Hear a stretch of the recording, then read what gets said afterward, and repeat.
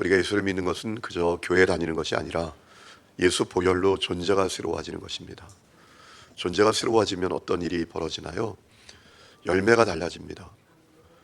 여러분, 존재가 새로워지지 않고는 열매가 달라지지 않습니다. 예수 십자가 복음으로 새로운 피조물이 되기에 새 삶이 열리게 되는 것입니다. 그래서 예수님께서 누가복음 6장을 말씀을 보면 나무가 참 중요하다.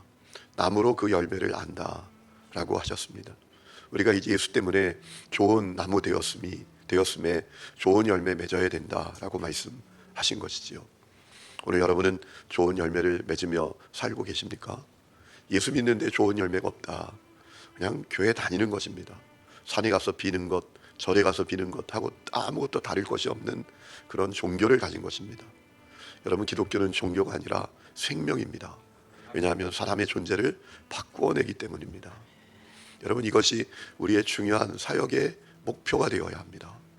제가 우리 부목사님들께도 늘 드리는 얘기가 있습니다. 예전에는 그저 프로그램으로 교회를 돌렸다고 해도 과언이 아니다. 이제는 그런 시대가 아니다. 우리 한 사람 한 사람의 영혼을 보살펴야 된다. 이분이 복음을 만났는가, 이분이 새로운 피조물이 됐는가, 그것을 우리가 봐야 한다라고 말씀을 드렸어요. 권사님이지만 구원받지 못할 수 있잖아요. 여러분, 예전에 그랬잖아요. 교회 2년 다니면 집 사주고 5년 열심히 다니면 권사 주고. 그런데 그 안에 복음이 없어요. 예수님이 나의 주 나의 그리스도가 아니에요. 새로운 피조물이 되지 않았어요. 여러분, 그래서 그 삶이 달라지지 않는 사람들이 오늘도 교회에 많지 않습니까? 우리가 새로운 피조물이 되는 것 너무나 중요하죠. 오늘 말씀을 봐도 알 수 있죠. 자, 예수님이 예루살렘으로 가시던 가운데 시장하셨습니다. 마침 무화과 나무가 있는 것을 보시고 가서 열매를 기대하시면서 가까이 가셨는데 입만 무성하지 열매가 없습니다. 여러분, 왜 그랬는지 오늘 이유를 우리에게 알려주고 있죠. 무화과의 때가 아니었다라는 겁니다. 그런데 예수님께서 이상한 행동을 하십니다. 그 나무를 향해서 지금부터 영원히 너 열매를 맺지 못한다라고 저주하셨습니다. 왜 그렇게 하신 걸까요? 이상하잖아요. 여러분, 일도 안 시키고 왜 이렇게 했느냐라고 하면 황당한 것 아닙니까? 열매를 맺는 때가 아닌데 왜 열매가 없냐? 너 저주다. 이상하잖아요. 이스라엘의 문화를 우리가 좀 알아야 되는데, 기후도 알고 4월부터 10월까지가 건기입니다. 이제 우기가 끝나면 무화과 나무가 열매를 맺기 시작하는데 총 5번의 열매를 맺는데요. 한 번 열리고 끝나는 게 아닙니다. 한 번 열렸다가 또 열리고 또 열리고 또 열리고 그러는 거예요. 그런데 이 무화과 나무가 처음 맺는 열매를 파게라고 부른다고 합니다. 그리고 그 다음부터 열리는 열매가 본 열매인데 테나라고 부른다고 해요. 무화과 나무의 때가 아니었다라고 하는 것은 테나 때가 아니었다라는 겁니다. 본 열매 맺는 때가 아니었다라는 겁니다. 처음 맺는 열매의 때였다라는 거죠. 파게의 때. 그런데 그것도 없는 겁니다. 그래서 주님이 그 나무를 저주하셨다라는 거예요. 여러분, 예수님의 이 저주는 사실 당시 타락한 종교인들을 제자들이 기억하면서 시청각 교육을 하신 겁니다. 열매가 있어야 된다. 존재가 새로워져야 된다. 여러분, 예수님께서 예루살렘에 가서 성전에 들어가셨습니다. 성전에서 이상한 장면을 보셨습니다. 사람들이 장사하는 장면을 보신 겁니다. 왜 장사를 합니까?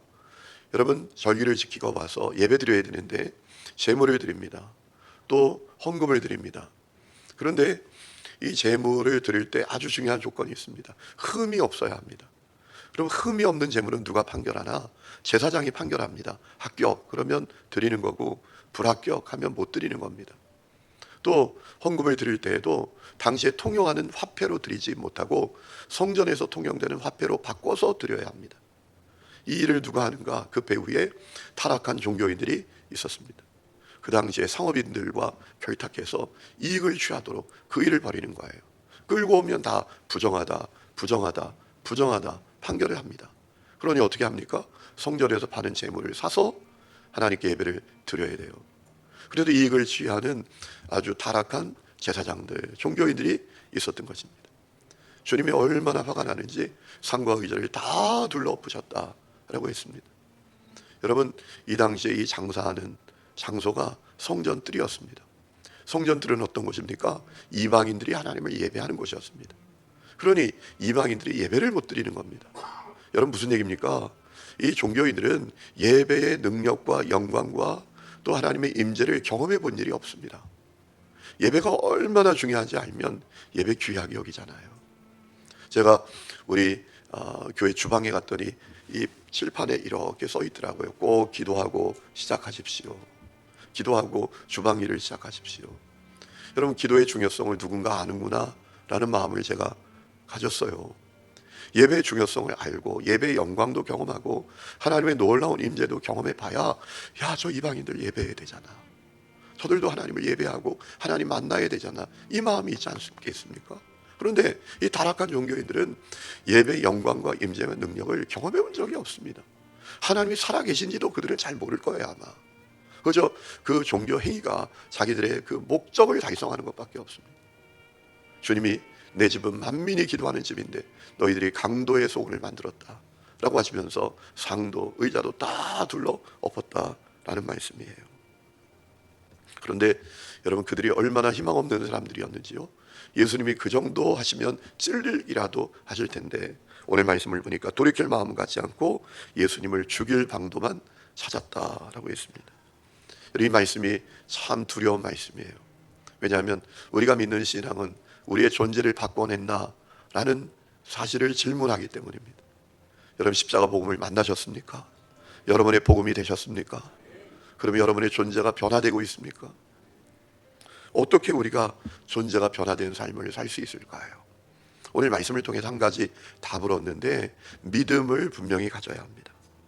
하나님을 분명히 확실히 믿어야 합니다. 여러분 예수님이 이제 그렇게 하시고 예루살렘에 빠져나오십니다. 가다가 예수님이 저주하신 무화과 나무를 제자들이 보게 됐는데 말씀하신 대로 바짝 말라 있는 것입니다. 깜짝 놀라지 않았겠습니까? 얼마나 놀라웠겠습니까? 그래서 예수님께 말씀을 드리죠. 예수님 말씀하신 대로 됐어요. 주님 말씀하신 대로 됐네요 라고 했습니다. 그러자 예수님께서 뭐라고 말씀하십니까? 22절 하나님을 믿어라 라고 했습니다. 믿음을 가지라 라고 말씀하셨습니다. 여러분 주님이 말씀하셨는데 안 말하는 게 이상하죠. 믿는다면 말을 거라고 생각하지 않겠습니까? 아 말랐구나, 말씀하신 대로 말랐구나 라고 생각하지 않겠습니까? 그러면서 믿음을 갖는 것이 얼마나 중요한 것인지를 가르쳐 주시지요. 23절 누구든지 산을 향해서 옮기라 라고 하고 그대로 믿으면 그대로 이루어진다. 24절 기도도 마찬가지라고 하셨습니다. 기도한 다음에 응답 받을 것을 믿으면 그대로 이루어진다 라고 했습니다. 믿음이 얼마나 위대한지를 가르쳐 주셨습니다. 여러분 믿음이 있으면 우리의 삶에 변화가 있습니다. 우리의 존재가 새로워집니다. 여러분 하나님 시퍼렇게 살아계신 것을 믿어요. 그러면 그 앞에서 함부로 살 수 있겠습니까? 함부로 말할 수 있겠습니까? 하나님 살아계십니다. 하나님 저 하늘의 우두커니 그저 보이지도 않게 계시는 분이 아니라 지금 살아계십니다. 함께 하십니다. 역사하십니다. 그게 믿어지면 말이 달라지고 행동이 달라지고 태도가 달라지고 여러분 우리의 삶이 새로워지지 않겠습니까? 하나님을 믿을 때 하나님 앞에서 살게 되지 않겠습니까? 여러분 그러므로 우리 존재가 변화되는 것은 믿음을 얻는 것입니다. 믿지 못하면 다 안 됩니다. 믿어야 됩니다. 예수님이 날 위해서 이 땅에 오신 것, 십자가에 매달려 피 흘려 죽으신 것, 살아계신 것 다 믿어지면 존재가 새로워지는 거예요. 내 모든 삶이 주님의 은혜다라는 것을 깨닫고 살아가게 되는 것입니다. 오늘 그 은혜가 우리 가운데 있기를 주의 이름으로 축원합니다.